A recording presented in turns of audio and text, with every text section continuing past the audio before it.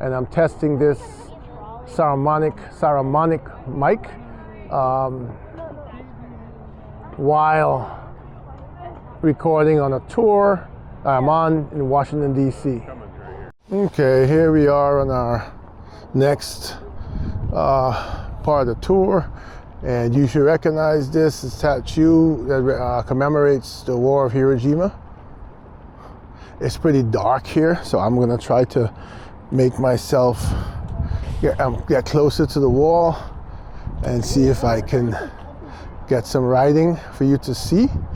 Again, testing the Saramonic mic. Got one on my, let me see if I can flip this for you to see. Zoom in first. I wanted to give you that great shot.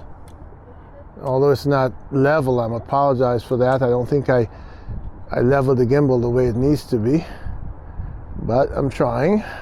I'll zoom out so you get the full picture with the flag and the writing.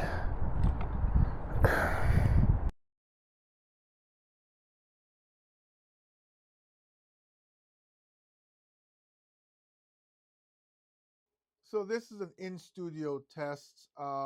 In the review, you'll see that I used the Saramonic mic for my trip to DC, and you get different examples of the audio from all of those the tours I did.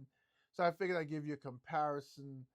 This comparison is using my iPhone Pro Max 13 with the Saramonic connected to plugged into this. So you get a comparison of how it sounds on the iPhone.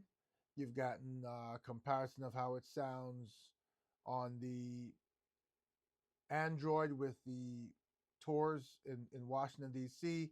And then you got a test in studio and a comparison of Saramonic, uh, testing it to, comparing it with the Rode Wireless Go 2, with the Hollyland Lars Max, and with the Sennheiser MK600 shotgun mic.